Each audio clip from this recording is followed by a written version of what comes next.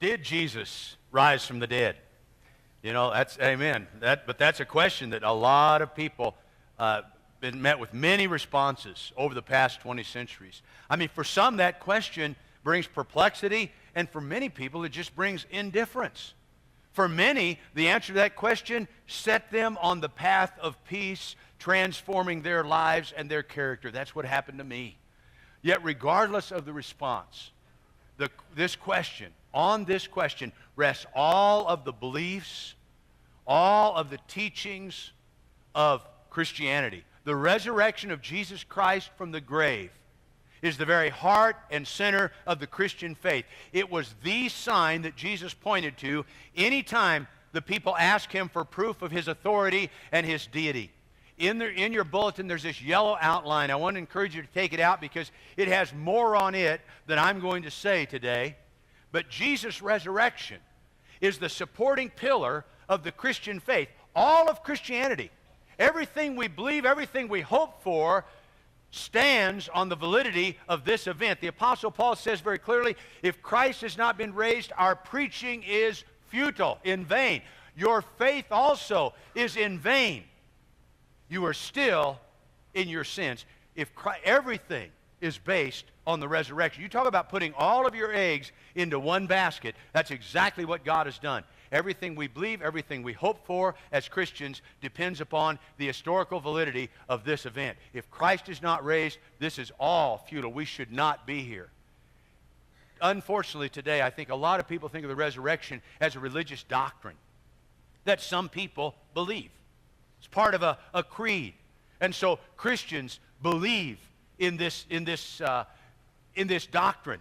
And so you hear it on TV, the news reports, you know. They talk about the resurrection, but they're not talking about it as a fact in history, as a certainty of what God has done in the past. Jesus' resurrection is not just a doctrine that we can believe or disbelieve at our own whims.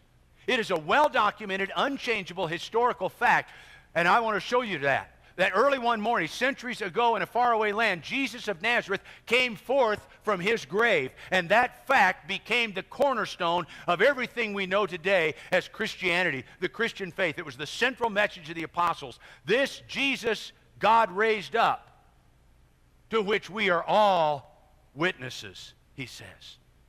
Now, if you weren't here for the previous 2 sessions of this, and many of you weren't, you need to go back to the website and listen to those sermons or watch those sermons or print them out and read them, because the very first sermon established the historical validity of the Gospels. There are no books of ancient history better attested to be historically accurate and true than the 4 Gospels, the 4 biographies, Matthew, Mark, Luke, and John, of Jesus. And we looked at them as any historian would look at any book. And so the basis for this sermon is based on that. We determined that those provide an accurate and reliable record of history so we can examine them and see what they have to say about Jesus and see what they have to say about this event. I believe that most people in our culture have never, ever examined the evidence for the reliability of Christianity, for the truth. And so today, we want to begin by taking those records and looking at the resurrection, and then next week looking at the Bible as a whole. But we begin by considering today the certainty of Jesus' death, because there are some who claim that Jesus never really died. He simply fainted, suffered terribly from shock and loss of blood, and he just fainted dead away. Medical knowledge was not too great at that time, and so everybody thought he had died. He was put in this tomb, and its coolness revived him, enabling him to come out. His ignorant disciples couldn't believe that he just resuscitated, and so they claimed that he was raised from the dead. What I'd like to look at today first is the historical evidence for the certainty of Jesus' death. I mean, first of all, you consider the severity of the trials that Jesus endured. He was scourged at least once, maybe twice. You can't really tell because it's in the 3 different Gospels, 3 of the different Gospels. But scourging was 39 lashes with what they called a cat of 9 tails. It was 9 leather thongs embedded with glass and metal that just ripped the body, the flesh, apart. In fact, in AD 155, 100 people died in the city of Smyrna just from the 39 lashes. So those were severe in itself. But then after Jesus' 1 or 2 scourgings, he was mocked, he was beat about the head, hit with rods, treated with contempt, a crown of thorns was crushed into his brow, he was forced to bear the weight of his own cross for a certain distance, then his hands and his feet were nailed through with spikes to that cross, and a Roman spear was thrust into his side. Each of those things would have contributed to a substantial loss of blood over a 6-hour period and would have contributed to his death. Secondly, the Romans were experienced executioners. That was the common form of capital punishment in that day. It was probably not the first crucifixion that this Roman centurion had overseen, and he surely, when he pronounced Jesus to be dead, he surely would have known a dead man when he saw one. Besides that, Pilate sent a message back to the centurion and said, "Are you sure he is dead?" And the centurion double-checked and sent a message back to Pilate, "Yes, he's dead." Then in John 19:34, the apostles watched as a soldier pierced Jesus' side with his spear. And it says that water and blood gushed out. Now, several medical doctors have testified that this pouring forth of water and blood is indicative that the heart had ruptured, another evidence of his death. We should also keep in mind that both Joseph and Nicodemus handled his body. They took it down from the cross. They carried it to the tomb. It was Joseph of Arimathea's tomb. They wrapped it in grave clothes. They anointed it with spices. If Jesus were still alive, certainly they would have had abundant opportunity to detect it. There's also the testimony of the Jewish leaders who came to Pilate to ask him to place a guard on the tomb so that Jesus' corpse would not be stolen. Obviously, they believed that he was a corpse, that he was dead. But let's look rationally for just a moment at this theory that Jesus was not really dead, because here's what they're asking us to believe.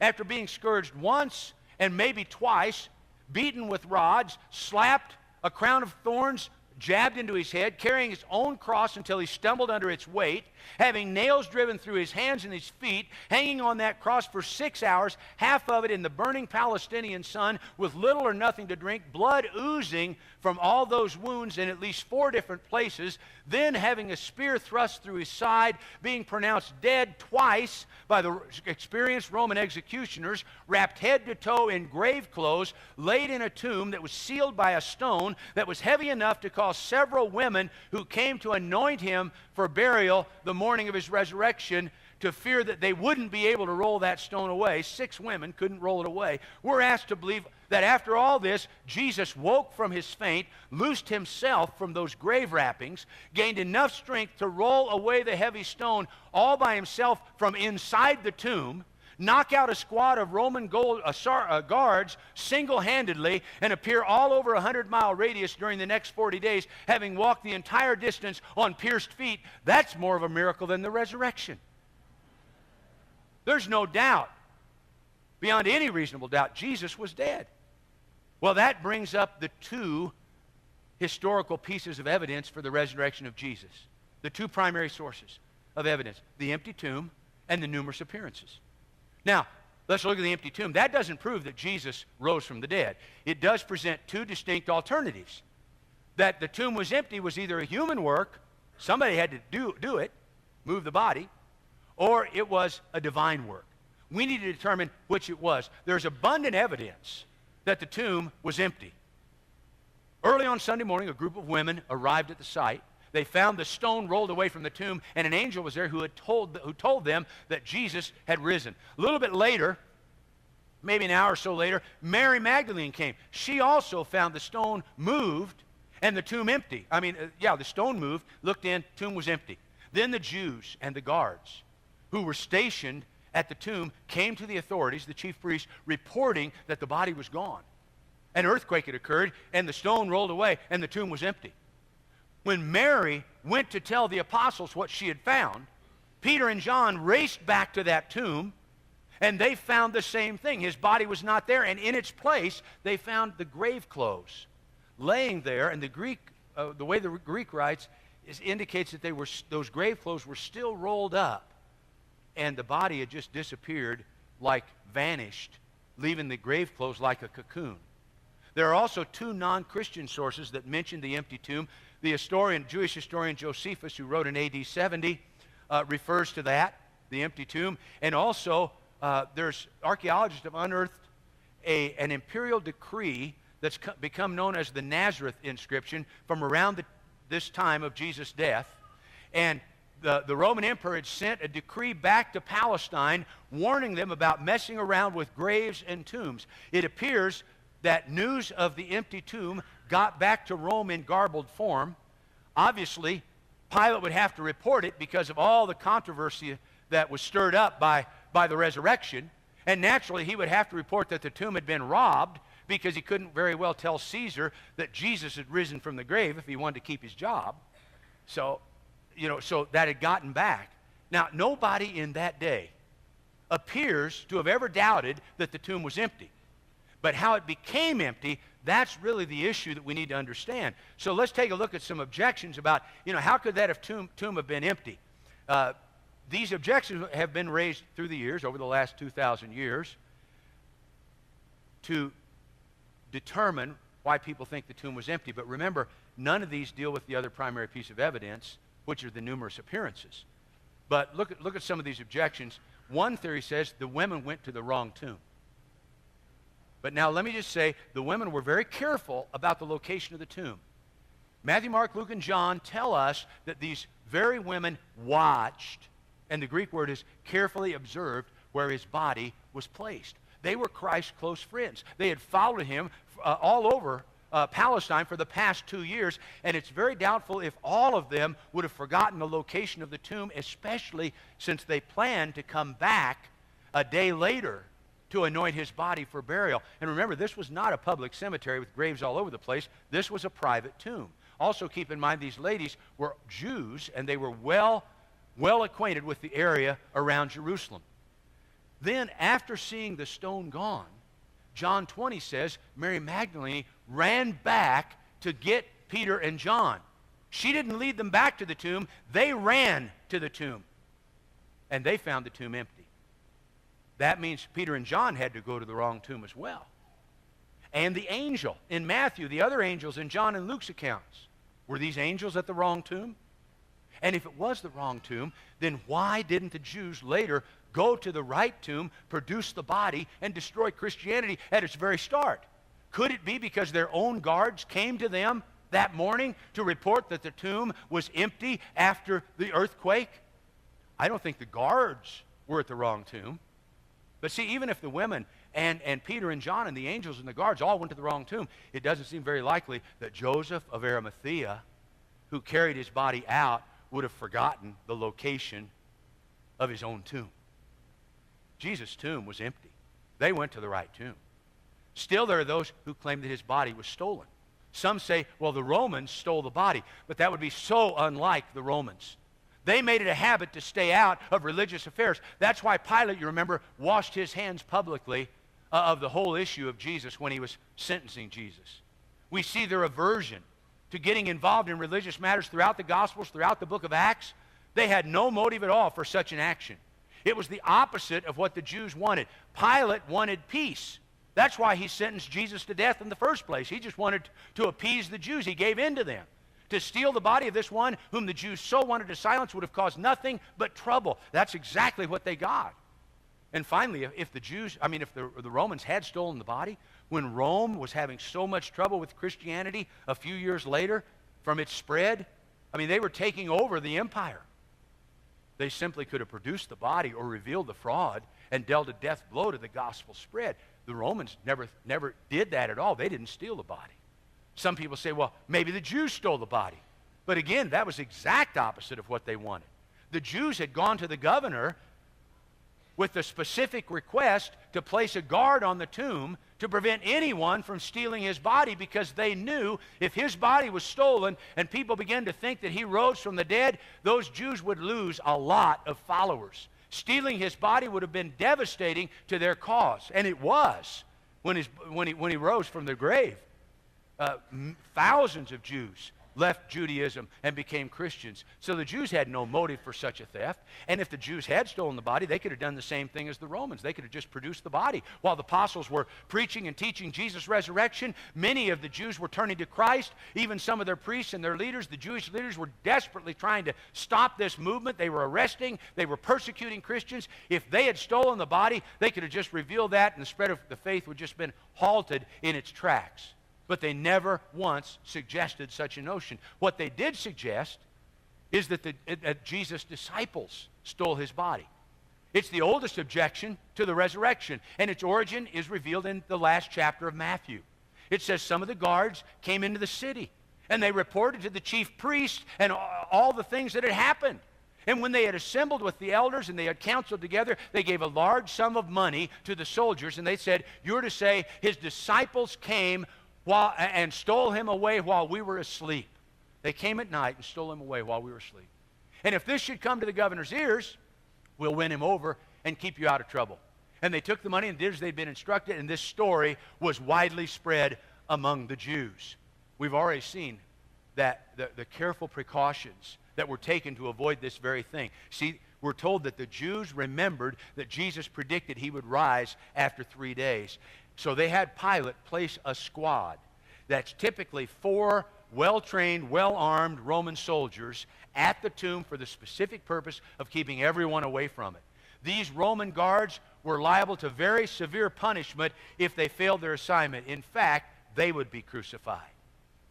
Capital punishment. In Acts 12, we see a similar squad, and each of them were put to death for allowing the Apostle Peter to escape from prison. Standard operating procedure for the Romans. Certainly men with such grave responsibility, with their lives at risk, would be very careful. It's highly unlikely that all 4 guards would fall asleep at the same time, or that the unskilled disciples, who we know only had 2 swords among all 11 of them, were able to overcome these highly trained, well-armed Roman soldiers.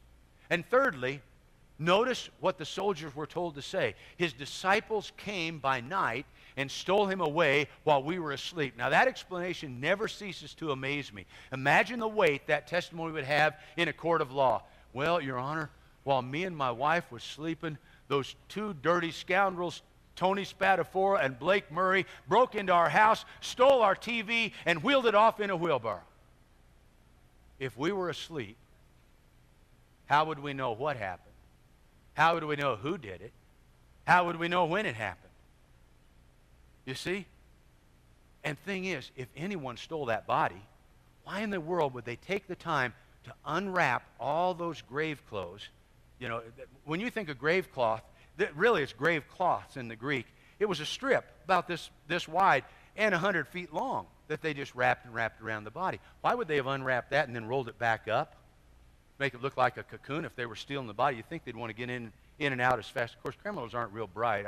You ever watch the Tonight Show? Some of the crazy criminals there are. But consider the disciples' response when they were told Jesus was alive. They would not believe the reports. These words seemed to them an idle tale. They did not believe them. In Mark, when Jesus appeared to them, the first thing he did was rebuke them because they refused to believe the reports of those who first saw him alive. John tells us that Thomas refused to believe until he actually had seen Jesus for himself. And for him, even seeing wasn't believing. He said, I've got to touch you. If the disciples had stolen the body, they wouldn't have been so incredulous at the reports. And here's the kicker, though. Here's the final straw. 10 of those apostles died violent deaths because of their faith and belief in Jesus and his resurrection. They died because they proclaimed the resurrection. Would they have died for what they knew was a lie? What they knew they had just made up? See, you may give your life for what you think is true. All of us would, probably. But none of us are going to die for what we know is a lie.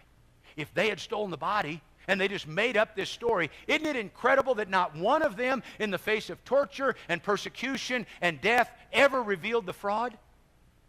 I mean, just try to imagine. Eusebius in the 3rd century did this. He said, imagine a meeting of the disciples, and they get together and they said, let's all agree together to spend our lives traveling throughout the world, sharing the gospel. A huge lie with people. That we saw Jesus give sight to the blind and hearing to the deaf. Let's say he cured lepers and raised the dead. Let's all insist that he really did and said what we never saw him do or heard him say. But since his life ended in this notorious and public death, let's tell people that he joined us after his death as he rose from the grave and he spent time with us. Let us be bold and determined, and let us see that we even die for this lie. I mean, what would be the point? What was that? What was the advantage for them to develop all that if it was a lie? They're dying for nothing gained. They're not getting anything out of that at all. See, there appears to me to be no possible solution but to accept the empty tomb as the work of God. All the religious leaders of the past, Confucius, Buddha, Muhammad, their tombs are occupied. Jesus alone is empty. The tomb was empty. And then the second piece of evidence, the numerous appearances. There are at least 11 appearances of Jesus after his resurrection. And there's a purple insert in your bulletin today. Because we don't have time to go through all those, but there are 11 appearances. They're all listed there, all the scriptures. You can look them up. They took place both day and night in Galilee and in Judea, on the seashore and in the mountains, in the city and the country, to both men and women, and to both unbelievers and believers alike. Sometimes he appeared to just one, sometimes to two. Several times he appeared to many, 6, 8, 10, 11 people. One time he appeared to 500 people at one time. Luke says he presented himself alive by many infallible proofs, appearing over a period of 40 days. Jesus' appearances are amazing. And the silence of the Jews, their inability to disprove the resurrection back in that day, is eloquent testimony of its veracity, its truthfulness. But let's take a look at some of the objections to these appearances. And keep in mind, none of the objections to the appearances deal with the other primary piece of evidence, the empty tomb. None of them deal with them both together. And some say that these appearances were merely hallucinations, visions. There are psychological problems with this theory. Most of those who saw him were not the type of people who were prone to hallucinate. Mary Magdalene might be somebody who could hallucinate because she was distraught, she was very emotional, she was ready to grasp at any hope she could find because her best friend had died, the one that she loved. She wanted to see him, she wanted him back, but not Thomas. Thomas had to have evidence. He thoroughly, plainly believed that Jesus was dead. He refused to believe his closest friends, the guys he'd lived with for 3.5 years. He wouldn't believe their report, and he wouldn't even believe his own eyes when he first saw Jesus. He had to put his hands there. The rest of the disciples likewise did not possess the type of personality given to hallucinations. You see, hallucinations are extremely subjective. They're frequent when somebody desires or expects something very strongly. For example, a widow whose adult son lives with her and takes care of her. And every day she sits on her front porch watching for the 4 o'clock bus to drop him off at the corner. And every day she does that for 15 years. And then he dies. And she's very liable, I think, to be sitting on her porch at 4 p.m. some afternoon and watch him get off the bus again. But the disciples were not at all expecting to see Jesus alive. In fact, when he first appeared to them, we're told some were doubtful it was him. They didn't believe it. When the 2 disciples came to report that they had visited with Jesus on the road to Emmaus, Mark says they didn't believe them. Again, when the women told them about the empty tomb, the disciples considered their words to be nonsense and refused to believe them. They simply were not psychologically prepared for a hallucination. They had lost all hope. They locked themselves behind the closed doors of the upper room, it says, for fear of the Jews. They were living in fear, not in hope. They were caused to believe against their wills. And then hallucinations also might be seen by one or maybe by even 2 people simultaneously, but rarely by 2. Even more rarely by more than 2. And never to 500 people at one time. You don't have mass hallucinations, unless you're on something.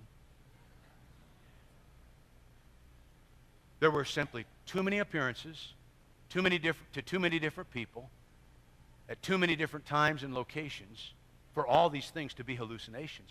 Jesus even appeared to his brother James, who was not a believer at the time. And finally, those who are subject to hallucinations usually experience these things consistently and often, not just once. But in the case of the resurrection, no one except the Apostle Paul ever claimed to see Jesus alive after the 40-day period in which he showed himself alive before his ascension to heaven. And Paul's experience was years later, 12, 15, 18 years later, in a special revelation where he was caught up into heaven, he says. The reason no one ever claimed to see the risen Lord after his ascension is because those appearances were real. They were not hallucinations. Another explanation, though, says he was a ghost or a spirit. Yet we're told that Christ spoke to them in every appearance. Do ghosts talk? I don't know a whole lot about ghosts, but if they do talk, would they have talked in the voice of Jesus? One of those who saw him was his brother. Several of those had lived with him for over 3 years. They would obviously recognize his voice, and it was the voice of Jesus. Even more importantly, they touched his body. We're told that Mary hugged and held on to him. The women grabbed his feet and worshiped him. Jesus invited Thomas, come, he said, put your fingers into my wounds on my hand and feel. Examine my hands, examine my side. And to all the apostles, in I think his second appearance to him, Jesus said, see my hands and my feet, touch me. It is I myself. Touch me and see, for a spirit does not have flesh and bones as you see that I have. This is no ghost. This was the very body of Jesus that they could feel and touch. In addition to that, he ate with them on 2 occasions. I don't know that ghosts eat. I mean, what would they have for breakfast? Ghost toasties? You know, here's what Jesus did. He took a piece of broiled fish and ate it in their presence the first time he appeared to them. And later, when he appeared to 7 of them along the shore of the Sea of Galilee after they'd fished all night, he made breakfast for them, and they ate together fish and bread. Once again, providing evidence that he was no ghost. See, there's no adequate theory that can explain away the numerous appearances of Jesus. There's no adequate theory that can explain away the empty tomb. Jesus died. And after 3 days, he rose bodily from that grave. Now, there's also circumstantial evidence we don't have time to go into today, but there are 3 pieces that I've put down of circumstantial evidence on your outline, so you can read them yourself. But let me just say, there is no event of ancient history that is better attested with sound evidence to be historically true than the resurrection of Jesus Christ from the grave. Lord Darling, a former Chief Justice of Great Britain and a man well acquainted with weighing evidence, once made this comment when he was asked why he was a Christian. He said, we as Christians are asked to take a very great deal on trust. The teachings, for example, and the miracles of Jesus. If we had to take all on pure trust, I, for one, should be skeptical. The crux of the problem of whether Jesus was or was not what he proclaimed himself to be, God come in the flesh, must surely depend upon the truth or otherwise of the resurrection. And on that greatest point, we are not asked to merely have faith. In its favor as a living truth, there exists such overwhelming evidence, positive and negative, factual and circumstantial, that no intelligent jury in the world could fail to bring in a verdict that the resurrection story is true. The resurrection of Jesus is not just some religious doctrine. It is a well-attested historical fact of what happened in history. What does that fact mean to us? It means, number one, that Jesus is who he said he was. He is God who came in the flesh to make known God's love for us and God's guidance in our lives. I don't know all of you here today, but I do know this. You don't know how much God loves you. None of us do. We just can't fathom that love. Now, those of us who are parents have some concept of unconditional love toward our children. And so that gives us some idea of the love God has for us. That he cares so much about us. That he wants the very best for us. That he wants to help us. That he wants to enable us to have real life. The best life we can possibly have.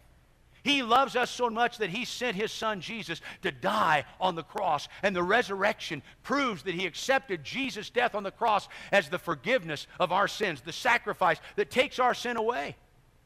He wants us. We had it all when He created us. We lost it all because of our sin. And He wants to give it all back to us. You can't earn it. You can't deserve it. He wants to give it to us. And it comes at a great cost to God, the death of His Son. When Jesus died, He paid for every sin. He wants to wipe out your past. The good news of the gospel is your past can be forgiven. Forgotten, never remembered against you again, so don't go fishing for your past. He wants to wipe it out. A lot of you have a bad past. I have a bad past. But it's pure as the driven snow now, because He's taken it all away. He wants to wipe out your past, forgive your past. He wants to give you power and purpose in this life now. He wants to give us the best of both worlds, the promise of the life that now is and the future, the life that is to come. We have our past wiped out, our present empowered, our future secured and insured, where we'll be with Him for all time. He loves us so much. He's done everything He can to bring us to Him. Jesus is who He said He was. The resurrection proves that His death was accepted by God for our sins, that we can have forgiveness whenever we decide that we want to follow Him. It's an exchange life. We give Him our life, we get His death, and we get the life that we've always wanted. Third thing the resurrection proves, His every word is true. Everything He says is for our best interest. Everything He says is true. Everything He says will help us become the people that He wants us to become, the people He created us, where we can reach our fullness of our potential as men and women who've been created in the image of God. See, most people think God's after them. Listen, God is after you only to love you, only to care for you, only to give you the best life He can possibly give you. It means that we too shall be raised, as we saw in the video before the sermon, that there is life after death. And Jesus said, he who lives and believes in me shall never die. You and I are eternal. And it also means that He's going to return to judge the earth, to judge all. But Jesus didn't come to judge. He came to save, to give His life as a ransom for you and for me, if we simply accept that. So the next steps on your connection card, if you take that card out, the guys are going to collect those in a few minutes, but I would just encourage you, if you've been convinced by the evidence that we've looked at today that Jesus is God, I want to encourage you to accept Him and His forgiveness and let Him become your Lord, your Master, and let Him set you free from the bondage of your flesh into the glorious liberty of the children of God. Be baptized into Him. Give your life to Him. Surrender to Him. Let Him wash away all of your past and come to live in your life. Second thing, if you're already a believer, you know that Jesus is God, I would encourage you to check that second box and say, I'm going to read John's Gospel. The most important thing you can know is what Jesus said, what Jesus did. So this week, make that commitment. You got 27 days this week. You can read 3 chapters a day, and you'll read the entire Gospel of John in 10 minutes a day this week. Find out what Jesus did, what Jesus said. He's our example. He's our model. He wants to transform us into His likeness. And then thirdly, read some of the other Gospels after that. And then look at the last thing. I want to learn more about the evidence of Christianity. Maybe you've just kind of been piqued a little bit today to think more about this. You've never thought about this before, that there's evidence. But in our bookstore, cheaper you can get them anywhere else in the city, because we sell them at cost, several books that will help you examine the evidence for Christianity. Listen, Jesus is alive. He is risen. He is risen indeed. God bless you.